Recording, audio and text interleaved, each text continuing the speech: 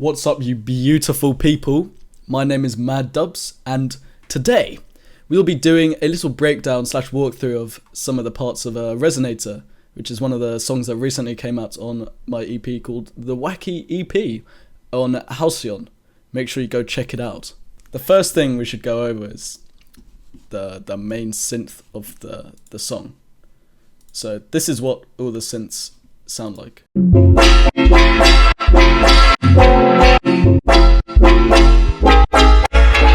Basically, the main sound, as the name suggests, is based around resonators. So what I have here is there's a lot of different effects. What we have here is firstly our dry sound, which I believe is some old granulated sound that I had come across. It sounds very different to the final sound, but here it is.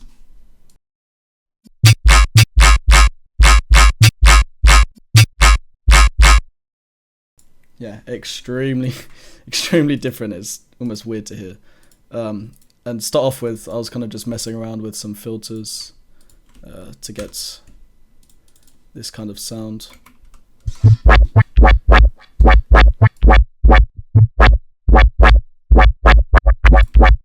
All I really have is so a rack that splits the low end and the high end, and I have a frequency shifter that brings the sound's frequency range down by this amount. And the reason why I've split it up is so then you don't have all the frequencies from the low. To be honest, it doesn't really matter here.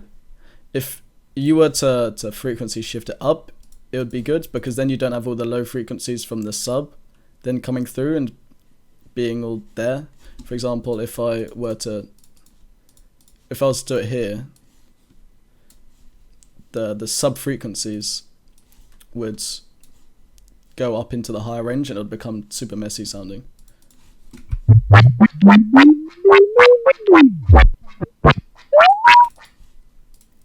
So that's why I usually low cut if I'm to do some frequency shifter kind of thing, just to make sure that the sound's nice and clean. And then after that, we've got a filter with some sort of LFO, so it makes the sound like kind of bubbly. So I've got some fast movement here. It's like some very fast triplet that goes like kind of upwards like this in the shape of the upwards triangle.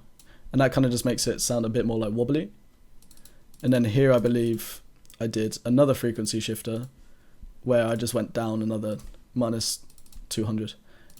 And then from here is just some extra little cleaning up things. So we've got distortion, EQ, and then also a phaser, which also adds just a little bit of movement, like the auto filter.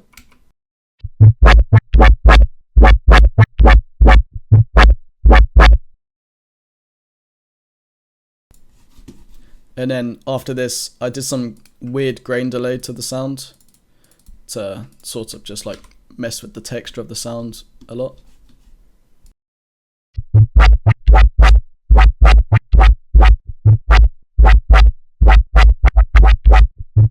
Yeah, you may be thinking to yourself, up till now, this sound is extremely strange and maybe unusable.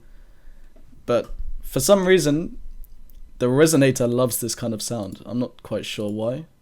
Then afterwards, I just had a flanger to give it more of like a vocally kind of sound.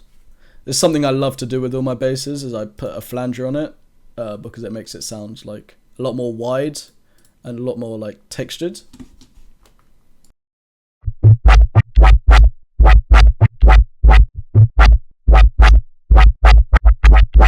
In this case, I have a very small width though, a very small depth as well.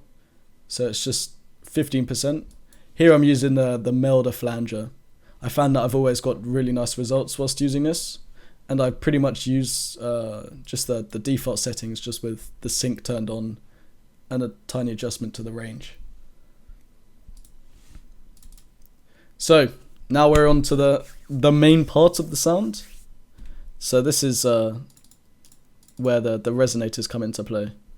So for those of you that don't know what a resonator is, essentially it's creating like a tone at a certain pitch, and you're able to like mess with the pitching of those tones and layer them on top of each other as well. So here I've got an A note layered with some higher and lower pitch notes to create some kind of chord.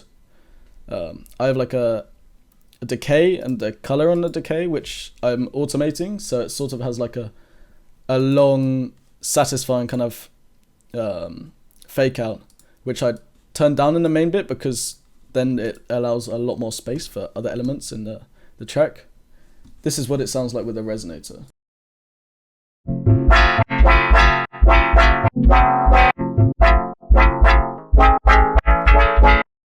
And what I have here, I have some other ones as well, which trigger. They come on and off at different points when I wanted different sorts of chords.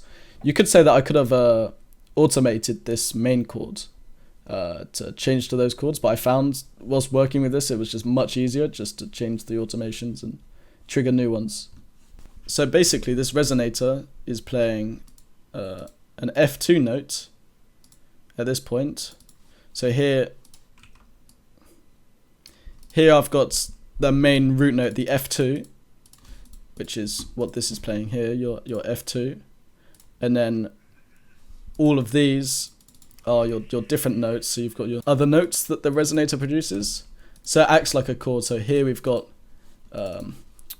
this note as a chord. So with obviously like a normal like saw, you just got. So yeah, that resonator forms that sort of chord, and what I then do is I automate the root note, and what happens is, when you automate the root note, it shifts the whole resonator. So if I was to say, okay, now I want to go from F2 to A2, the resonator shifts up in terms of those semitones. So if you've got plus 11, it'll always go up plus 11 from the root note. So now, for A2, you've now got this. So now that I have the main sound, the main thing after this really is to just tidy it up, EQ it, and all of that sort of stuff. Yes, this section is very hectic. I have a lot going on, but I like to be very specific. So first of all, I have a little phaser, which just adds a little more movement after the resonator, because the resonator has quite a static sound. For this, I'm using the Reason phaser, which is just automating a little bit of a phase at a 2/4 rate. And then after that, it's just a bit of EQing, take out the lows and some low mids. This is a dynamic EQ, which is essentially what the dynamic EQ does is it'll take, when that frequency is at a very loud point, it'll reduce or boost. So this basically brings out some of the low mids here and reduces some at this 700 hertz. And that just adds like a tiny little bit of depth to reducing like the harshness of the sound and like cleaning it up a little bit. And then here I've just got another flanger, which works at 30% wet instead of the 15% I used in the other one. And then also a phaser that sort of just, this almost acts as like a way of cutting out frequencies. This phaser, I've got a phaser at 500 hertz, and that sort of just like negates the whole 500 hertz area. And then after this, I've got a slight bit of reverb to work as like throws in the drop.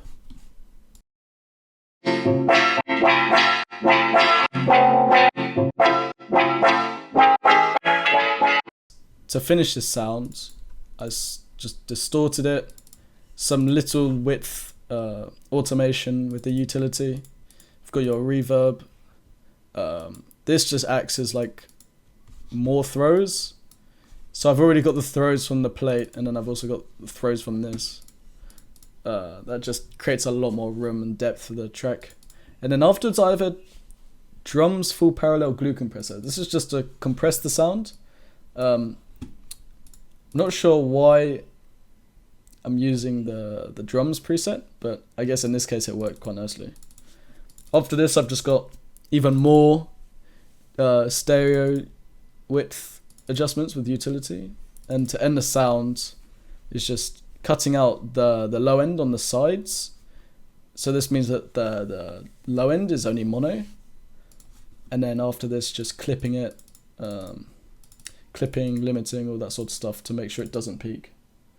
So after I have my main sound, I also have some other elements as well, just to make the whole thing a bit more full and sound a lot more satisfying. So something I like to do a lot is I like to duplicate the sound and sort of put a lot of reverb and make it act like it's in the background of a room, and then I'll turn it down and EQ it to make sure it sounds appropriate. So in this case, you've got this background layer, which is minus 11 decibels, meaning it's quite a lot quieter than the main sound.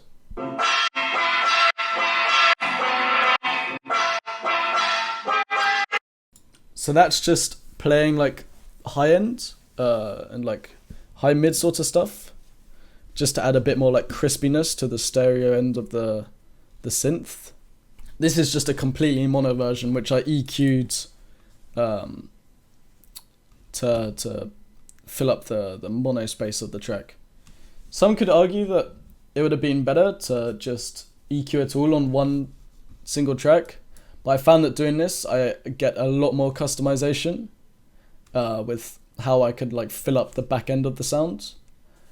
I would potentially recommend though, if you don't have a beefy system, that doing it all in one sound would maybe be better. But in this case, I just find it's a lot more suitable to do this. And then the last thing to do for the sound is obviously the sub. So for this sub, I used a operator because I wanted to be honest, I'm not sure why I used operator. I think I was lazy at the time, but operator is great if you want to produce like the basic shapes kind of sounds. And I really like the pitch envelope section of the operator, which means that I could make the sub kind of like pewy as the pitch goes like nil nil nil. God, man, I'm insane at beatboxing. Okay, so this is what the sub sounds like.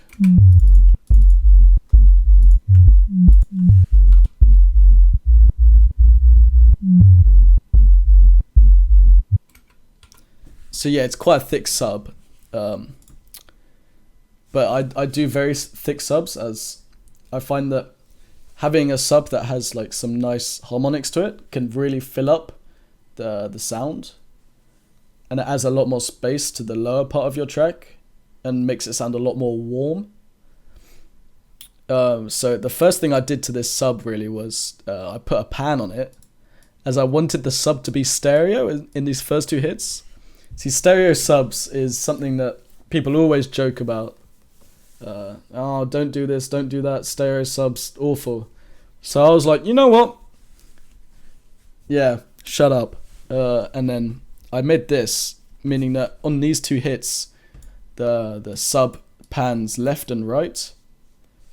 It's a very interesting thing to do, but to be honest, it quite adds to the sound, makes it feel a lot more like around your head. I'm not sure how else to put it. It's kind of like a 8D audio. Oh god. But yeah, after that, I use this is a corpus preset. This is the secret sauce. If you use this, you're gonna get attacked. This basically boosts the low end. It sort of does the opposite of what corpus really is, which is like a tonal effect. This boosts the low end of the sound and makes it super thick. So I use this on all my subs, and to be honest, if you don't, you're a bozo. And then after this, I distorted it to bring out some harmonics. Not too much though, as I didn't want to like boost the sound too much and make it a bit too messy. And then after this, I'm just EQing it to lower some of the harmonics and just make the sound nice and fit well referenced to the rest of the track. Something really important with subs, I find, is that you want to make sure that the harmonics fit nicely with the rest of the song and aren't overpowering or not really there, because the harmonics sort of make or break the track. Having too many low mids can make your sounds really muddy, but not having enough can make it sound very like cold and empty sounding. So I find it's very important to make sure that your sub is done right, and especially as well that your sub is at the right level. I typically find that I like having the sub at a point where it's very forward, but your drums aren't being clipped, and you can have the song at like a good volume.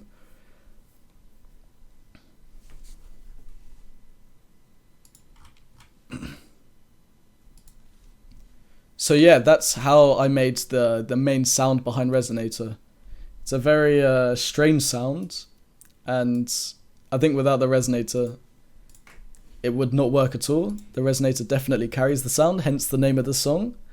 I hope you enjoyed. Like and subscribe to the Halcyon YouTube channel. Maybe drop me a follow on my social media and Halcyon's social media.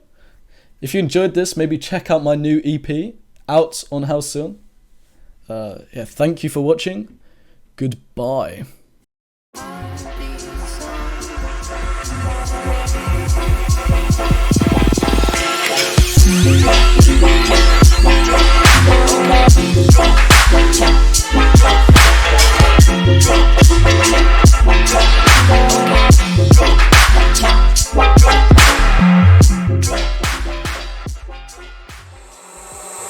Halcyon.